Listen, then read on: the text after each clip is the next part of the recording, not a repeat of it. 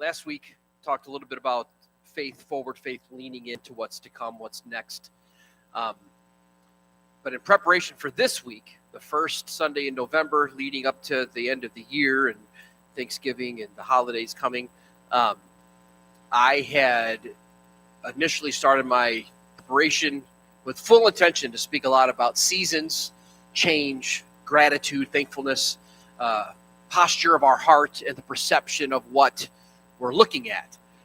So that's what I sat down to do. And it wasn't long into that process that I found this isn't what I'm supposed to do. So I have a little Nerf basketball sitting by my desk. So it wasn't very long into the process. I'm throwing it off the wall, catching it, just praying, kind of thinking. And so that's what got me from that to this. So I'm sticking with the faith talk, leaning in, forward faith, but a specific element of faith introducing today. And I feel like it's an element that more times than not typically keeps us out of faith conversations, or it's a factor or an element in faith that keeps us from leaning into what's next. And that word, that factor is risk. And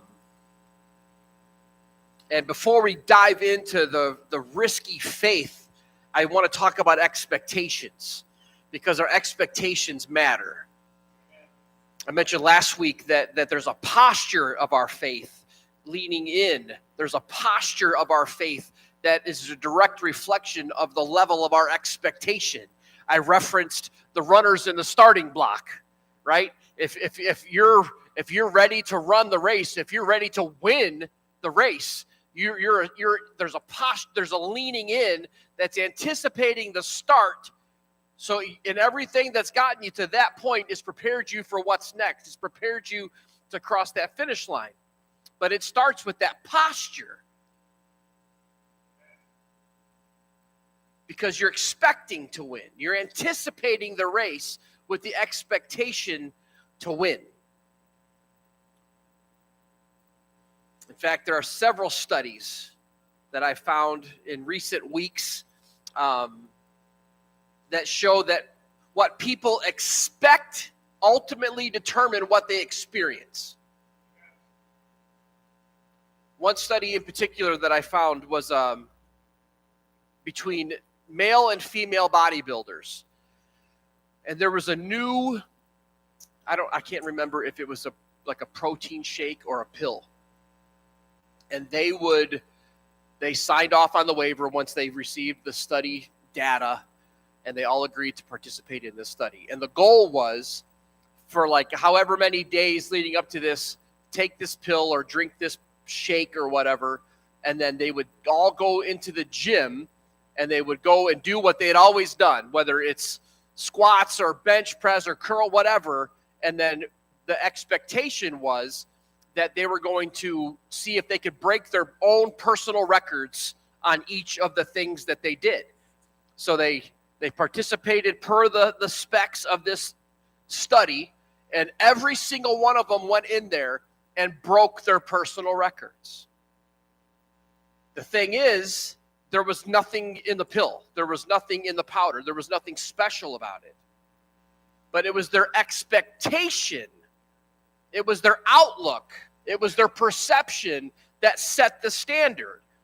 They bought into something that ultimately didn't factor into what was being produced, but their expectation produced the results. It was how they perceived it that ultimately made the difference. And I don't say that to point fun or make fun of them. I mean, good grief, they're bodybuilders. I don't want to make fun of them. They can whoop me. But I'm saying that to shed light to the fact that our study, we have the ability to shape our expectation and to shape the results of our expectation. The difference was made in the fact that the athletes expected it to make a difference. Expectation determines experience. Anybody ever play paintball? I had played a few times, and then when we lived in Georgia, we had a little bit of land in the back, although it was like straight down. And so we bought, this is when Dylan was younger, considerably younger, like middle school. And we bought some halfway decent paintball guns. And I had convinced Dylan that it was in his best interest. This was going to be a blast for him to just take off running down our hill while I sat up on the deck and just unleashed a barrage of paintballs. And like to up the cool factor, we put him in a white T-shirt so the paintball and he could keep granted it was an undershirt, so it didn't add any type of security. I mean, you can literally hold it up and see through it, but that's neither here nor there. So Dylan takes off down the hill, which is pretty steep, and he's ducking in and out of trees, and I'm just pulling that trigger as fast as I could, and before long, he's screaming out, his hands are above his head, like, no more, game over, I surrender. So then you fast forward, it wasn't much long after that moment, Nikki and I implemented some marriage therapy into the equation, and she grabbed the gun and said, run. So I did, and it hurt. And it wasn't before long, I'm holding my hand. No more, I quit, I surrender. Safe to say, neither one of us, me or Dylan, neither one, the outcome did not meet. Well, the outcome met my expectation. The outcome did not meet Dylan's expectation. I had him convinced it was going to be fun, and it was for me, not so much for him.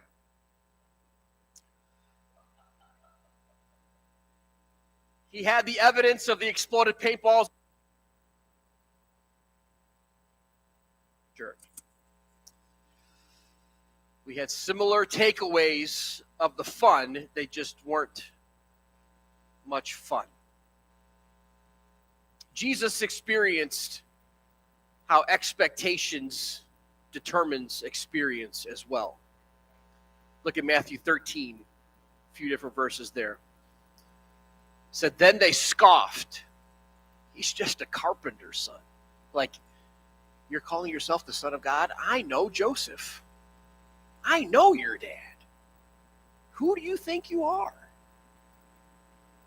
And we know Mary, his mother, and his brothers, James, Joseph, Simon, and Judas. And they were deeply offended, and they refused to believe in him. They knew him, and that was the factor in them coming to the decision that they couldn't believe him because they knew him. Does that make sense? Then Jesus told them, a prophet is honored everywhere except in his own hometown and among his own family. And so he did only a few miracles there because of their unbelief. I feel like we've been taught to have low expectations in life. Growing up, we're told, don't trust people. Don't talk to strangers. Don't trust people. Because let's face it, if you don't expect anything from anyone, you won't be disappointed. Right? And there's some truth to that, but is that the best outlook? Is that the best way to go through life? A simple Google search on quotes about expectation led me to these two gems. The first one, the secret of happiness is low expectations. How's that for your bumper sticker for the day? The next one, life delivers far less disappointment when your expectations are low. I'm just here to make you feel good, guys. But when we think about expectations and what we're being taught about expectations, it is to have low expectations. I hope your parents didn't sit you down and say those quotes to you, but sometimes just through the rhythms of life, that's what's being presented sometimes. Low expectations of people, low expectations of relationships, low expectations of careers, and ultimately low expectations of even God. So why do we have low expectations in God? As Christ followers, why do we live? Why do we worship? Why do we serve? Why do we lead? Why do we pray? Why do we read the Bible with low expectations of God? One answer I have for that question is because we see God through past experiences. When life knocks the wind out of us, we suddenly see God differently. What used to be clear and precise, now it's blurry. Because it didn't work out, or he didn't respond, or he didn't show up like this. Like we had already this preconceived idea of how God, the creator of all things, was to insert himself into my equation, into my situation. I don't think we ever actually believe that God is going to just give us everything that we want in life.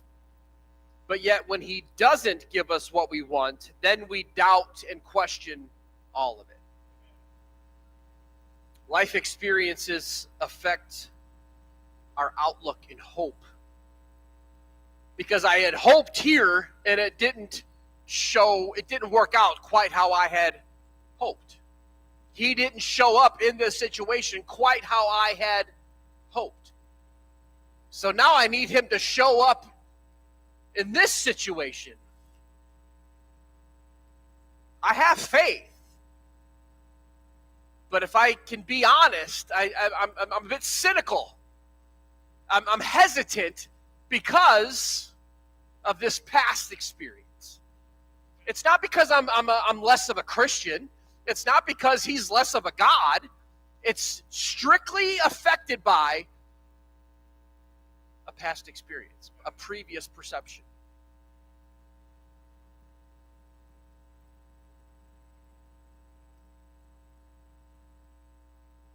People say, the doctor told me I was cancer-free, but now it's back. This was the best relationship I was ever in, and now we're not even together anymore. Past experiences can determine our expectation sometimes. Expectations matter. Another reason why we may have low expectations sometimes is we see God through the natural. We celebrate the fact we serve a supernatural God. But then we expect him to move how we think he should move. And more times than not, it's in the natural. Because he's a carpenter's son. We're logical. It just makes sense, right? 2 plus 2 is what? 2 plus 2 is 4. That just makes sense. What about 5 loaves and 2 fish? That's not logical. That doesn't make sense. What about Gideon's 300 soldiers versus 130,000 warriors? There's no way Gideon's army is going to win. That just doesn't make sense. That's not logical.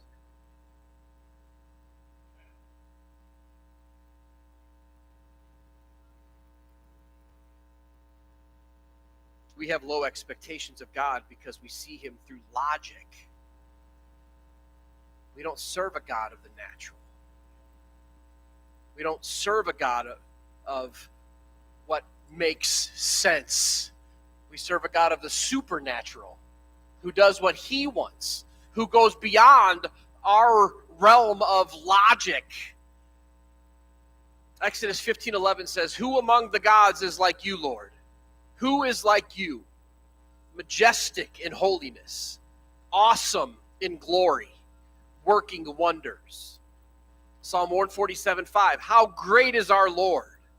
His power is absolute.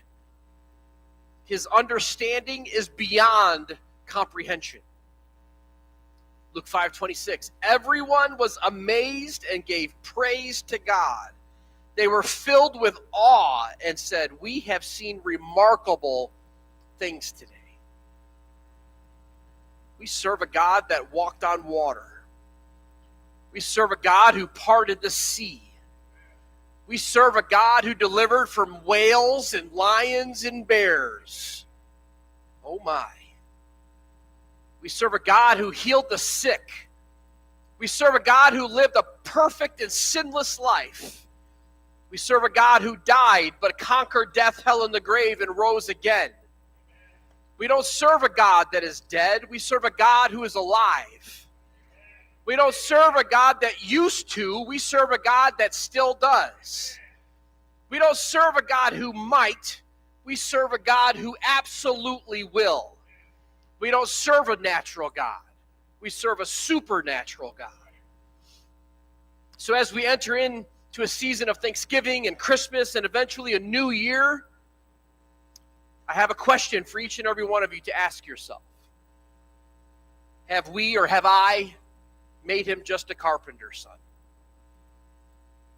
And I don't say that with the shaking finger. I present that for self-evaluation. Because I don't doubt for 1 second, if I asked you up here one by one and said, do you have faith? I have radical faith, as we should. But as we transition from an old year to a new year, and all the stress and joy that a holiday brings at the same time,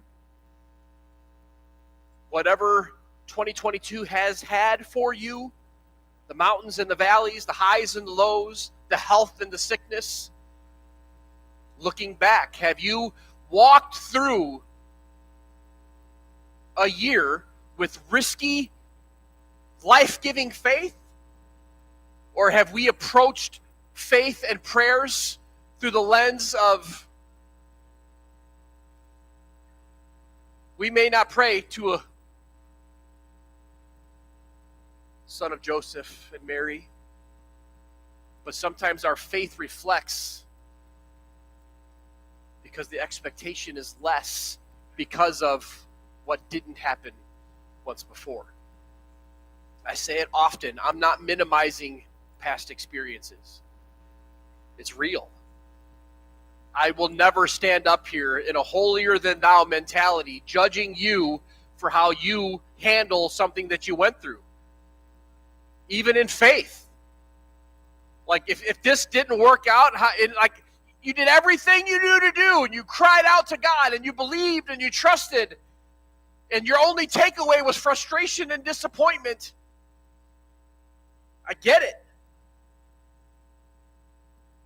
The only thing that I can add to that is don't stay there, and continue to have faith. Just because it didn't work out how you had hoped doesn't mean that it's not ever going to work out. Stop trying to evaluate it and process it and dissect it and diagram it and make it all in a pie chart presentation with PowerPoint. He's not limited by that. I know it's not always encouraging, but it doesn't have to make sense. It doesn't say he's going to move and operate in every way that makes sense. That's a natural concept. And we can't sit in here on a Sunday morning and amen and applause and celebrate a supernatural God and then us put limitations on him because he didn't move in our natural mindset.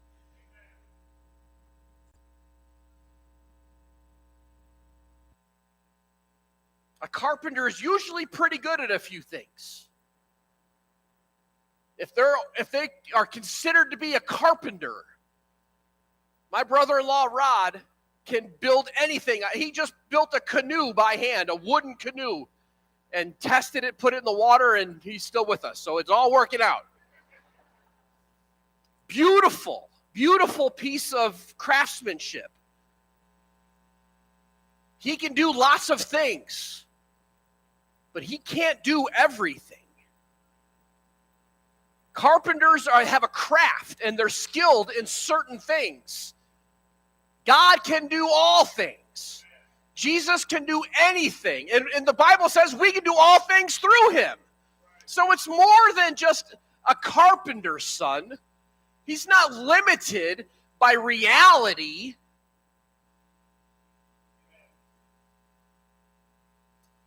I don't know about you, but that makes me want to walk into 2023 with some high expectations. And there's been moments in my life where I enter into even conversations or weeks with high expectations. And it doesn't always work out because it's proven that I have put the burden of proof on others sometimes. Like, if Maya invites me over for dinner, I got a coffee cup for Pastor Appreciation that says, "Be careful, you might end up in one of my," as a sermon illustration, not from Maya. But like, I say that to say, like, I pick on family members more than not because they have to love me. If I were to use this same example with John, John may never come back again. But Maya is like my daughter, so Maya is my daughter. Anyway, okay, so John. No, so I don't even know where I was going with the whole point now. I really don't. Oh, so if I go to her house for dinner and I'm expecting filet, right? And I'm expecting it just the way I like it, and I'm expecting all the fixings, and I haven't eaten all day, and I go over there and all she has is broccoli. She never told me what the expectation was. I set the expectation. So I am now, I don't want to talk, I don't want to hang out because it didn't work out how I was expecting it to. She didn't set the precedence. My expectation did. My expectation determined my level of experience and even appreciation. Now, it could have been the best broccoli ever. She could make broccoli 17 different ways. All of them are phenomenal. I honestly don't know where I'm going with this. I'm just trying to justify the people who actually enjoy broccoli because I don't. I'm just going to transition back to my notes because there's no end game for this one. Mark 5:23-24. My dear daughter is at death's door. Come and lay hands on her so she will get well and live. Jesus went with him, the whole crowd tagging along, pushing and jostling him. So there's a crowd of people. Get the visual. Crowd of people. All bumping in, walking with Jesus, trying to get close enough to even just hear what he has to say in conversation. A woman who had suffered a condition of hemorrhaging for 12 years. Long succession of physicians had treated her badly, taking all her money and leaving her worse off than before, had heard about Jesus. And I love that part of the story because we know, if we know the story, we know where we're going with this. But we just kind of brush over the fact that someone told her about Jesus. Someone had encountered him. Someone had experienced him in some way that it just out of the overflow shared. It may not have even been to this woman. She may have been in close proximity to him, to someone telling someone else. So don't ever dismiss or write off your story. You never know who's listening. You never know what the person close to you has gone through or is currently going through, and they're hanging on by a thread. And it's your story. And it's not my story.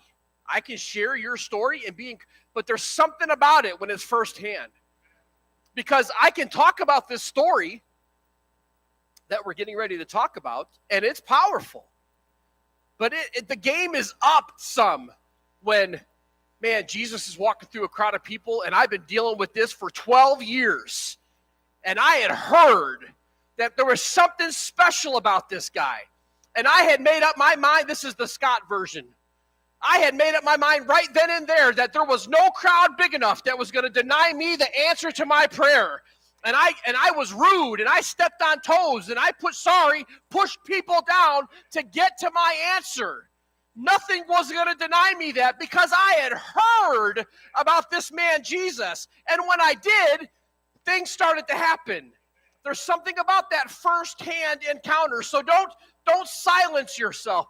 Don't suppress your voice when it comes to your personal experience about the goodness of God in your life.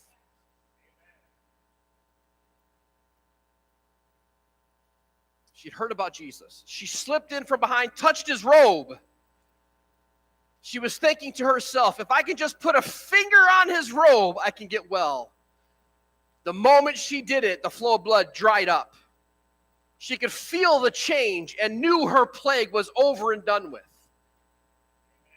In an instant.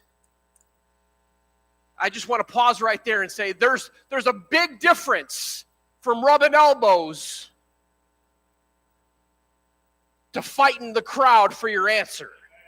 I don't want to ever be a group of people in a building that are content with just, hey. I don't like that guy. I don't want to be that guy. I don't want you to be that guy. But by all means, let's listen to what Jesus has said. Fight our way through the crowd.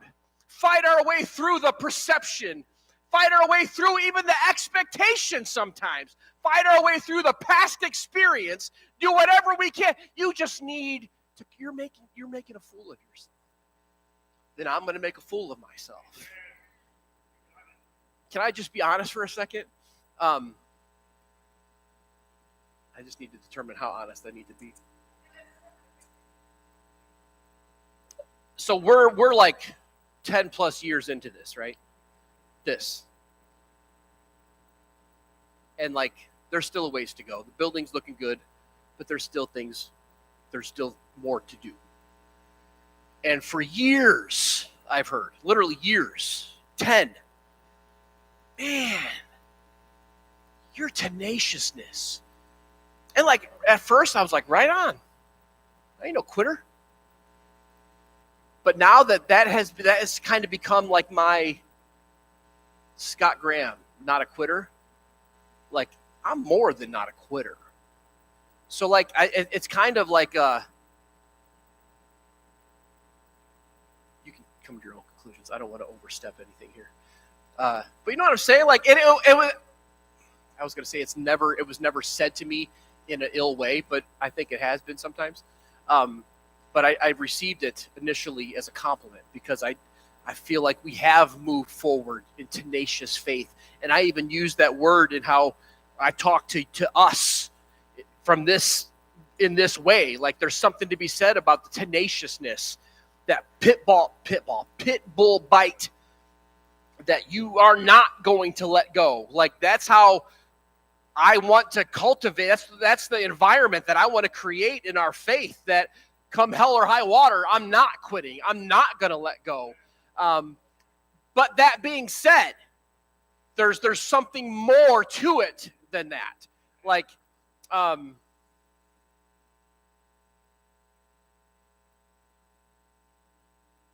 it's more than just being around him.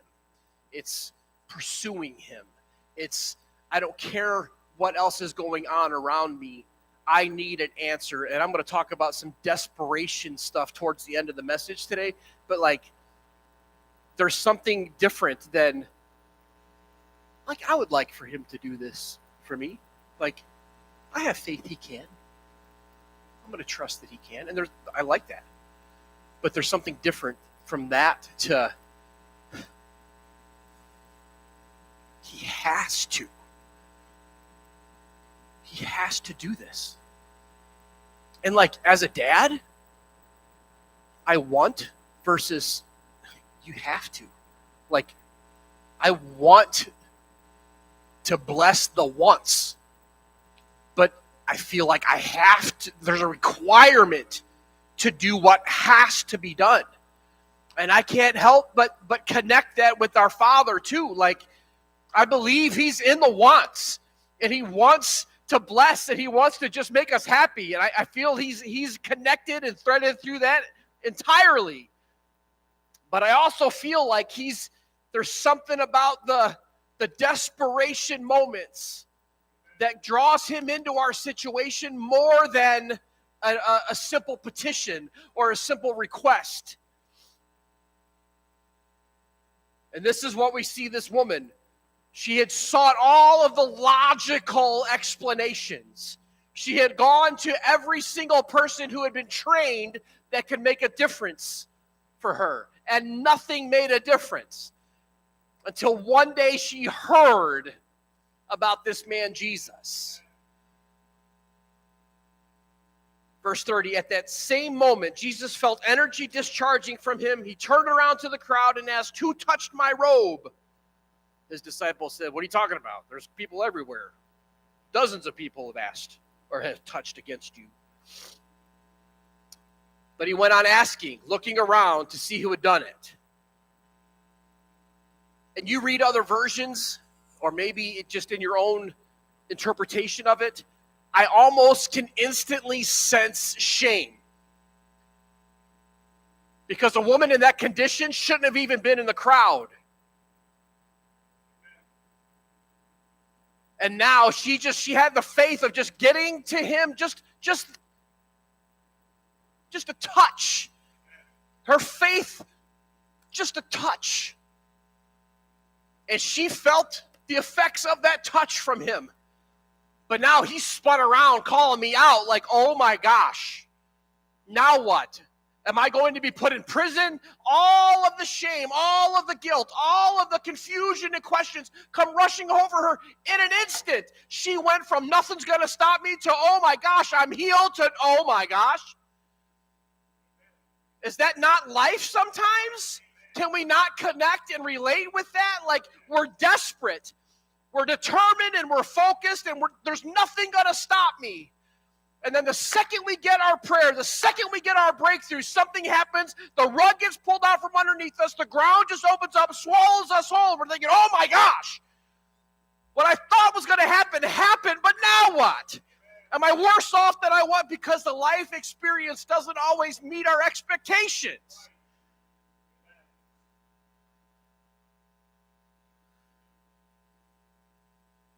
The woman, knowing what had happened, knowing she was the one that Jesus was talking about, steps up in fear and trembling, knelt before him, posture, gave him the whole story. Jesus said to her, "Woman," Jesus said to her, "Stranger, Gentile, Jew," Jesus said to her, "Daughter." He didn't look past her posture, really. He didn't look past, he saw the heart. He didn't see her. She had carried around this scarlet letter, if you will, of her condition. He looked past all of that and called her his. I think we could all do a little better in that area. Daughter, you took a what? A risk of faith. And now you're healed and whole. Live well. Live blessed. Be healed of your plague.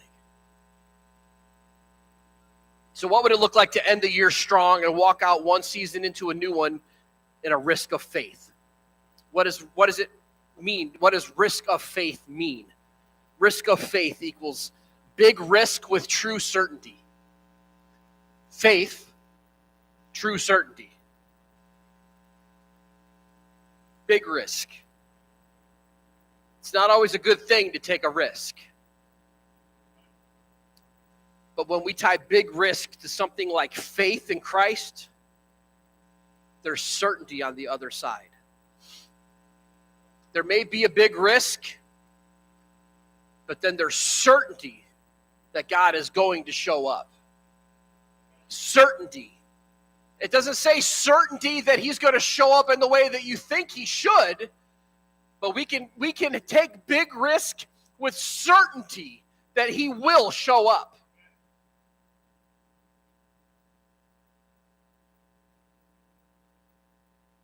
there's a story in 1 Kings where we see Elijah in a cave. King Ahab had been doing some things that were, we'll just say, questionable. And the prophet Elijah confronts him, and God has Elijah tell the king that a drought is coming. A 7-year drought is coming. To which the king asks Elijah, well, what do we do? So you fast forward a few years, and Elijah has, a lot has happened in these few years, but Elijah had gone from, hey, king, I know you know I'm a prophet of Jehovah, and I just came by to tell you that there's not even going to be the dew on the ground. Like, you're not going to have anything for 7 years. And now he's going back to the king with a new message from God. And I can't imagine him like, I would imagine it's somewhat like the woman in the previous text with fear and trembling. The king could kill Elijah if he wanted to. And now he has to go with another message. So he says, Elijah said in 1 Kings 18:41 says, Elijah said to Ahab, go, eat and drink. I can hear the sound of a heavy rain. And like, I like that, just to simplify it. Like, I'm not a fan of rain. I work outside a lot, so like I don't love rain. But like, if I'm in the safety and comfort of my own home and have the windows open or something, or you can smell the rain, like I love that. Or like you can hear it in the distance. Or if you're out on the water, sometimes you can see the rain coming. Like in the distance, it's like a wall of rain. Like there's just something majestic and powerful and a reflection of God in those moments. But I love the fact of how God uses the different elements of our senses here. And Elijah tells the king, after just saying, hey, you're out of luck for the next 7 years, see ya, to go eat and drink. Basically, go be normal. Go and somewhat celebrate about what I'm getting ready to tell you, because I can hear the sound of rain. When we have risky faith, we need to be prepared to hear it before we see it. Ever been told something by someone and it hasn't happened yet? A doctor, a friend, a pastor, they said this, but it hasn't happened yet. Or maybe you have heard it. God showed you, God told you, but you just haven't seen it play out yet. When we take a risk of faith, we have to know that in our prayer time, our time of fasting, our Bible time, our worship time, that God might tell you something, but what he tells you may not happen right away. Can it? Absolutely. Does it? Sometimes. Not all the time. You might hear it before you see it. 1 Kings 18:42. So Ahab went off to eat and drink. So insert yourself into the story as Elijah. King. It's not king, you're going to experience a drought. Hey, king, your nation is going to experience a 7-year drought. Like, who wants to be the bearer of that news? Then he goes back to the king and says, hey, I hear rain. So Elijah, even if it's like fear and trembling, that's good news. But he doesn't know how it's going to be received. But verse 42 says, so Ahab went off to eat and drink. So I would imagine Elijah's ready, able to I could imagine just the burden being, it doesn't say, verse 42 doesn't start with, and then he decapitated Elijah. No, he did what Elijah said. So Elijah's like, right on, like, let's go. And he goes up to the mountain, ready to see the rain.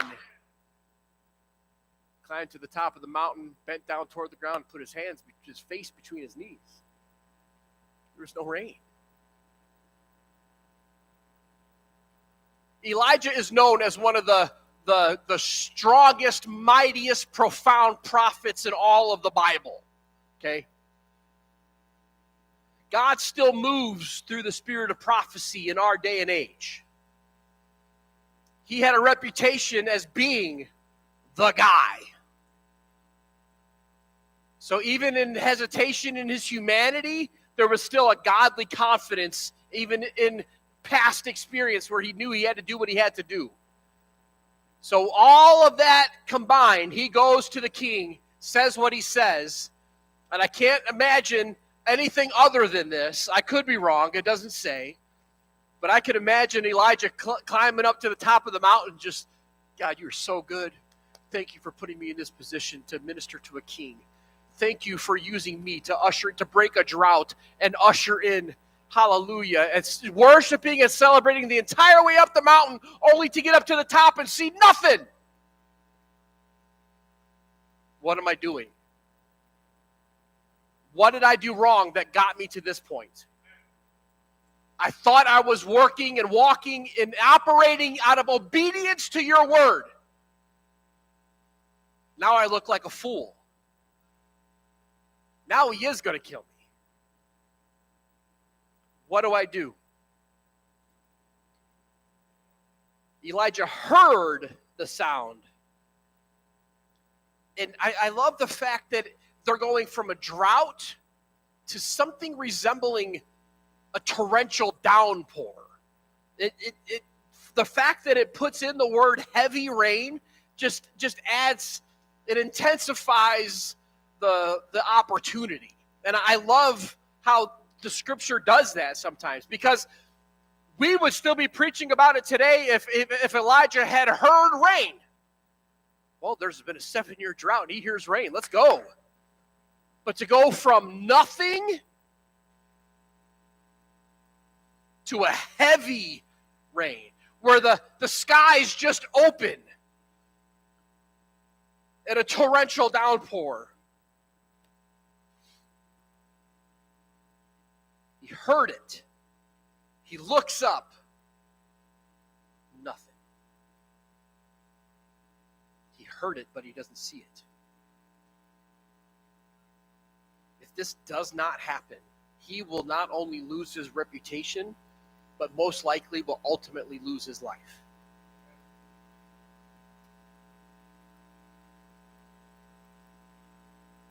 I believe that we need to be living a life of big faith, of risky faith. We need to have goals and dreams that are significantly bigger than anything we can accomplish in our own ability. So that when it does happen, we say it all the time, it's undeniable that God was in it. In order for us to walk with risky faith, we need to get comfortable with being uncomfortable. That's the second point for today. Get comfortable being uncomfortable. I never set out to stand up here and offend anybody. But I also don't stand up here and try to make anybody feel comfortable. I don't want to offend you to where you never want to come back, or you're so uncomfortable you never come back. But I've never once, and God can change it in a moment, but up to this very moment, I don't feel God has called me to make anybody feel comfortable in their faith. And I say that with nothing but respect to you and him. In order to walk in risky faith, we'll have to challenge ourselves to step outside of our comfort zone. Matthew 17:21 says, however, this kind does not go out except by prayer and fasting. Wow, Pastor, you took a real hard right turn there. I know fasting isn't pleasant. I know fasting is inconvenient. It's certainly not easy. Sometimes we don't even understand what it is. But there are some things in our life that are only going to be accessed or overcome through times of prayer and fasting. We talked about this early in September regarding the encounter with the demon. That particular demon can only be cast out through times of prayer and fasting. We will enter into another 21 days of prayer and fasting in January of 2023. We do it every year since the inception of our church in September and January. But I want to ask you all something, whether here today or watching online. What is your expectation of it? Because I want to remind you that your expectation determines your experience. I would encourage you all to start praying now and asking God what He wants you to give up. And spend those 3 weeks in January in prayer. And instead of going to that, go to Him in prayer. Instead of just going into the 21 days, 3 weeks in January, now, like, I'm going to pray and give up this. I would encourage you to spend some time with Him between now and then, asking Him what He wants you to give up. Well, I have been a part of this church from the beginning, and I fasted and prayed with you every single time, and I'm still waiting for this. I'm with you on some of that. What if, and I'm just throwing this out there, what if we've done it the same way and we've gotten the same results every time? So what do we have to lose if we mix it up? What do we have to lose if we just say, okay, God, this is what I've always done, and I feel, and I'm good with that, but what was the word I was trying to use earlier? I'm desperate. I believe I heard from you in the past, and we're good. I'm not diminishing my walk with you in times of praying and fasting previously. But I'm still wanting you to do some things that haven't been done yet. So I'm going to take some time in November, in December, coming up to January. This is what I've always done. What do you want me? Not that I even, I ask you all the time, what do you want me to do? And I had a piece about that. But this time, there's an increase in my desperation. It's more than me just coming to you asking. It's coming to you. You have to move. You have to show up in my home, in my marriage, in my church, you have to. It's not going to work out well if you don't step into the situation right now. So what do you want me to? What would you ask of me? What would you want me to deny myself for 21 days in order for you to insert yourself into my need?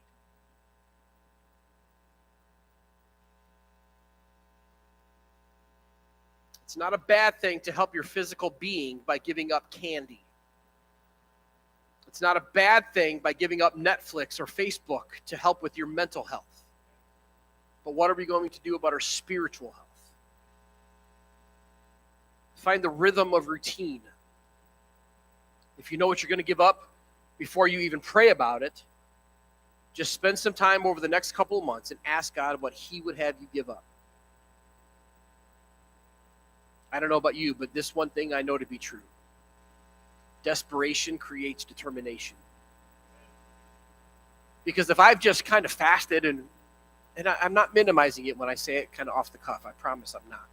But when I just go into times of prayer and fasting, because it's what we do,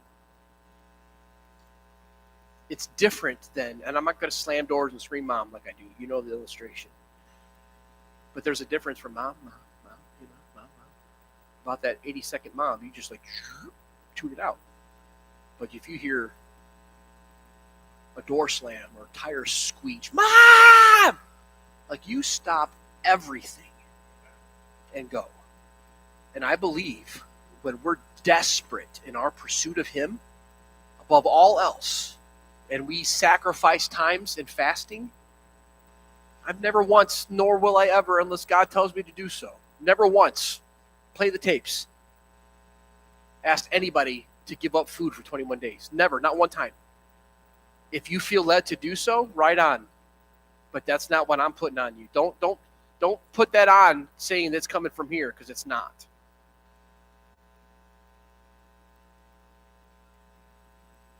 But there's something. And when we are committed and we're desperate, we're determined to see it through. There were times in my life where I was a good husband. And there were times in my life where I was not so good of a husband. And there were times in my life where I was going to lose my wife. And it was in those moments where the desperation was directly connected to my determination. And I encourage each and every one of you to not ever allow any aspect or element of your situation, of your life, to ever get to that point where your determination is completely dependent on a desperation. Let's get ahead of that. Don't allow the wheels to come off of everything that matters to you before you're able to, I probably need to get serious about this. Let's open our eyes. Let's open our spiritual eyes. Let's step into a revelatory awakening in Christ and help to be proactive in our faith in a way where I am determined and focused and zoned in, bullseye determination. Sure, there are still going to be moments in life where we're desperate for a touch, desperate for a move of God.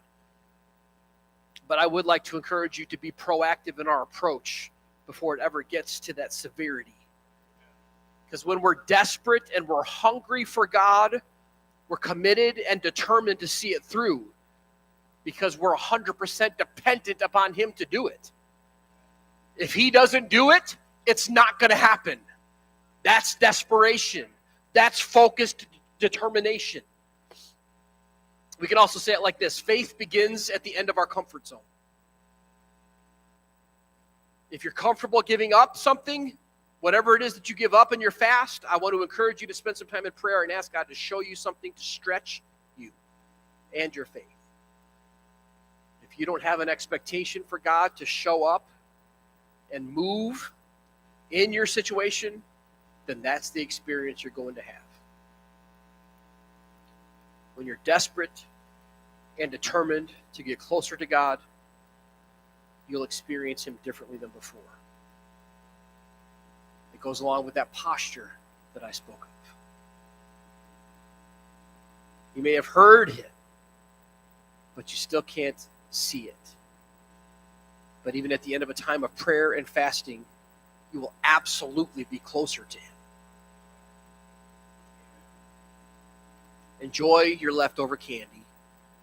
Eat your turkeys, your mac and cheese, your hams, your desserts. Enjoy it over the next couple of months. But also talk to God and see what He would like from you in January. We cry out for revival. We cry out for transformation. We cry out for answered prayers.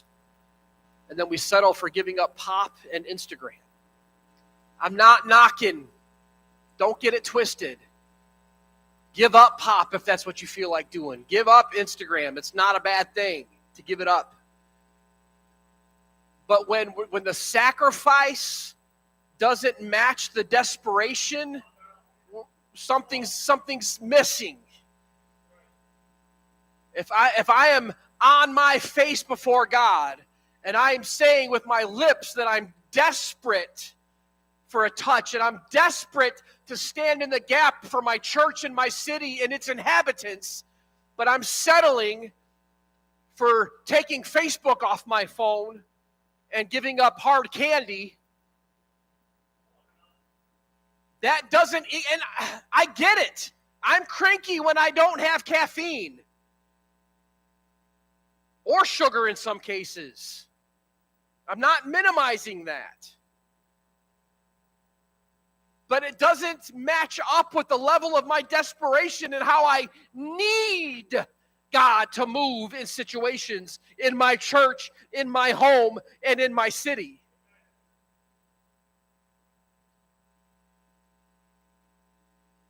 What would the end of 2022 and the rest of 2023 look like if we just got desperate for Jesus? Stand with me if you would, please. I apologize if this is heavy for the first message of November. Let's just jump back to the story in 1 Kings 18:43. He tells his servant, Elijah tells his servant, go and look toward the sea. And one part of that I think is cool is his world potentially just fell apart. But he wasn't alone. Have people in your life. Sure, he had to be there. That's why some of you maybe, well, that's a servant. He didn't have a choice. Have people in your life and be people in someone else's life. Sure, have boundaries. Sure, take care of your sanity and guard things that are important. I'm not saying be a doormat or don't allow or expect somebody else to be a doormat for you. But we're not created to go through this alone. Well, there's risk involved with that. There absolutely is. I've been hurt, and I've hurt. It's what we're called to do. You don't think Jesus was hurt? Well, that was Jesus, Pastor. Yeah, you're right. There's an argument to be had for that. He was the Son of God. He was also the son of Joseph. Go look toward the sea, he told the servant. So he went up and looked. I don't see anything there. To which Elijah says, are you sure? I've already told Ahab, man. Like, can you go look again? Please. 7 times. And I would imagine the first time, like, are you sure? Go look. But like that 3rd, 4th, 5th, I would imagine, a little more stressed. Good one, God. You got me. Right? 5th time. 6th time. Sorry, Eli. There ain't nothing up there. But I heard it. Just like I hear you telling me it's not there. I heard it. I can't explain that. I know it's not natural to hear rain without a cloud in the sky. I know that doesn't make sense with my physical brain. But I didn't hear it with my physical ear. It was a supernatural encounter that I had with God. I can't explain it. I couldn't even if I tried. But I'm kind of embracing the fact that I don't need to. Just the fact that God released it to me has increased my risky faith in such a way that until I do see it, I'm not going to give up the fact that I did in fact hear it. 7 times. Go back. Go back. Go back. Go back. And I don't know about you, but about that 5th or 6th time, I'm starting to wonder how far down the mountain were they that he had to keep telling the servant to go back up to the top. Because if I'm that servant, I'm going to be like, this is getting old, man, like climbing up the mountain. Go back. Go back. Go back. If you're going to take a risk of faith, my last point is you need to be prepared to come back. God answers things in a moment, absolutely, because he is an all-powerful God. He's the King of Kings and the Lord of Lords. He can heal in a moment, but there's that big old but. Sometimes he's trying to heal something different on the inside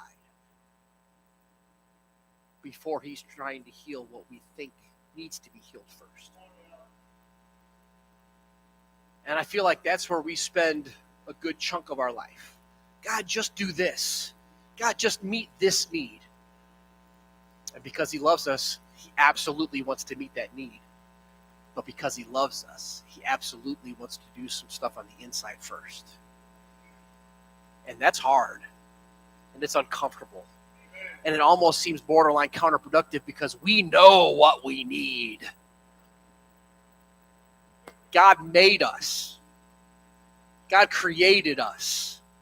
And there's an element of dependency there. And we'll begin to just trust, relinquish control, surrender to him, that he actually has our best interest in mind. And we allow him to heal everything. No, even that. When we let go of everything, he's more invited to heal what we're asking him to heal. I hope that makes sense. We can get our eyes blurry on God, wondering why he didn't come through. I just want to remind you that he is coming through.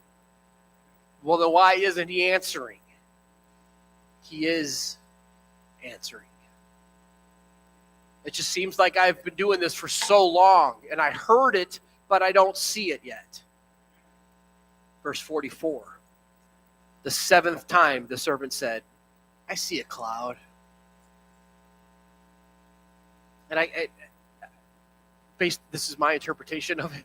I can't help but see the servant coming down like he's not going to want to hear this. I mean, it's something though.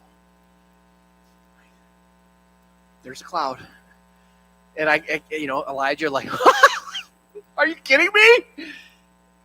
It's like the size of a man's hand. And like, it doesn't say God's hand, right? It's not a cloud. It's not, it's like a cloud. Like, it's better than nothing, Elijah, but it ain't much.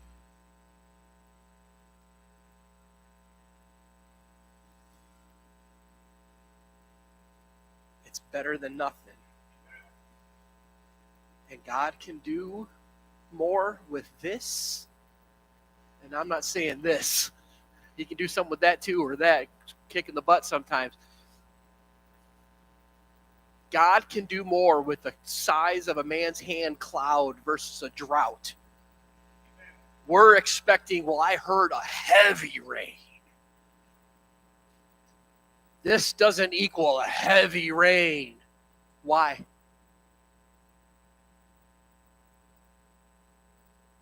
Because your meteorology degree and what Channel 5 says, that's not how it works. That's logic. That's 2 + 2 = 4 stuff. God isn't limited by this equals heavy rain. And I as frustrating, forgive me, Lord, as frustrating as that is in our humanity, I think it's kind of cool that he's reminding us that in our limitations, we're more hypersensitive and alert of his unlimitedness. Because this doesn't make sense, but I heard it. It doesn't have to make sense. I heard it, and now I see something. And it's the only confirmation I need. It's not how I would have drawn it up. It's not how I was expecting it to be. It doesn't really look very much like this, but God. It's probably safe to say that it wasn't what Elijah thought it was going to be. But Elijah said, go to Ahab, tell him, tie your chariot to your horse, go down to Jezreel before the rain stops you. To which Ahab might have looked out his window and said, because of that? That's just the cloud the size of a man's hand. To which Elijah may, again, there's room for your own interpretation here. To which Elijah may have said, you better hurry, because it's coming. I wish I could stand up here with complete certainty under the power of the living God and say, get ready, it's coming.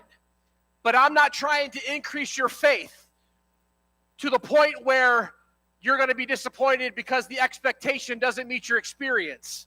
But I will say with complete certainty, in some way, shape, or form, get ready, it's coming. It may only look like a cloud the size of a man's hand, but if you hear rain, you better buy an umbrella because it's coming. Don't limit his ability to move according to your expectations, but increase your expectations to increase your experience in Christ.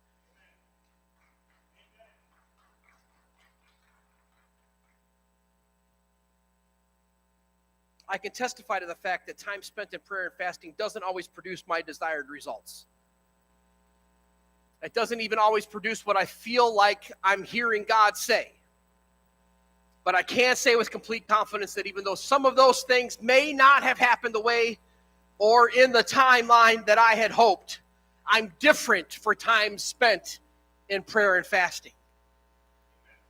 Since I'm different, I am now more determined to pray and to fast with risky faith to see what I've heard come to pass, even if it only looks like a man's hand. I realize this may have been be viewed as a better suited message come January when we're actually entering a fast, but I want us all to have plenty of time to talk to God between now and then. Let's make 2023 the best one yet. He's faithful. God isn't done with you. Come back. God isn't done with Kankakee. Come back. God isn't done with Real Life Church. Come back.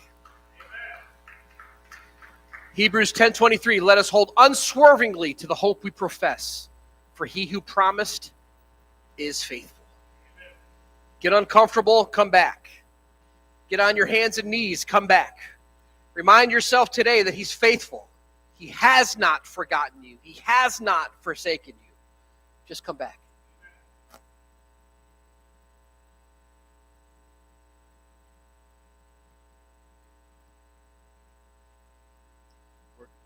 We're going to do communion. You guys want to